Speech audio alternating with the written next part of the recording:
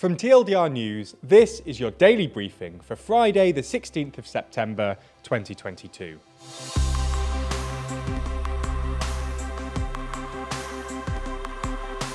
Good afternoon. Today we're going to be talking about the relationship between Russia's Vladimir Putin and China's Xi Jinping. We'll also be discussing three of today's other important stories and discussing what covering the death of the Queen has been like here at TLDR. But first, Putin and Xi meet up.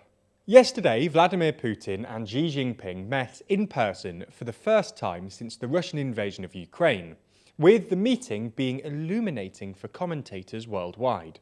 Speaking on the sidelines of a summit of the Shanghai Cooperation Organization, or SCO, in Uzbekistan, Putin acknowledged China's concern over Ukraine, stressing that Russia highly valued the balanced position of our Chinese friends when it comes to the Ukraine crisis. Putin also revealed that China had questions and concerns about the invasion of Ukraine, one of the first public admissions from either side of a slight fraying in the relationship between Russia and China following the invasion. A further sign of the relationship not exactly being A-OK is the readouts from the meeting between the two from the Chinese side. Normally, after high-level talks between the countries, whether in person, over Zoom, or a good old landline, both sides will release a readout of the meeting, normally filled with faint praise and nearly always used to make a political point. The Chinese readout of the meeting makes precisely zero mention of the war in Ukraine. Instead of addressing the elephant in the room, the readout stressed that President Xi emphasized that China will work with Russia to extend mutual support on issues concerning each other's core interests and deepen practical cooperation in trade, agriculture, connectivity, and other areas. This episode just adds to a slight cooling in the relationship between the two titans of the East. Just 8 months ago, the two men had promised each other a friendship without limits.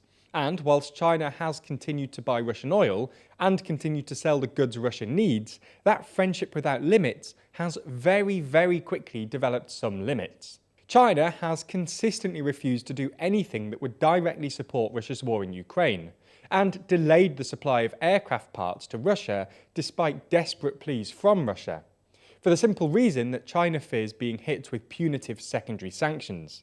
In one sense, the summit comes at the best time for Xi and the worst time for Putin. Xi's attendance at the summit comes just weeks before the Chinese Communist Party Congress, a congress where he will secure an otherwise unprecedented third term in power, whilst Putin's attendance comes amid Ukrainian forces gaining momentum in the war, several oligarchs suddenly going missing, and just general confusion at the direction and objectives of the war.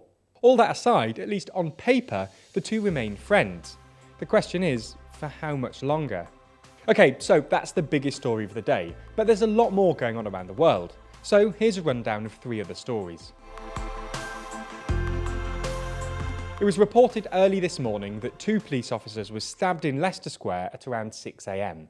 Unfortunately, little is known of the incident. The Metropolitan Police have reported that a taser was used by the police on the suspect, and that the suspect was arrested on suspicion of causing grievous bodily harm and assaulting an emergency worker. The Metropolitan Police have additionally made clear that the suspect has been taken to hospital for treatment. It should be noted that the incident is not being treated as terror-related.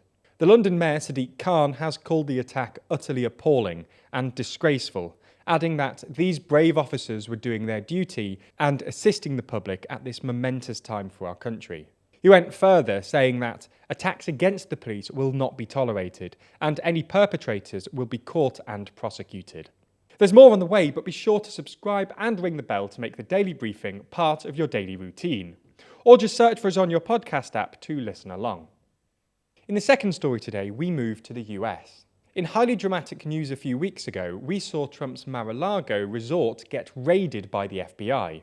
In essence, the former president was accused of taking top-secret files from the White House at the end of his presidency and holding them at his Mar-a-Lago resort. The question in this case comes back to whether these files were top secret and who has the power to declassify such documents.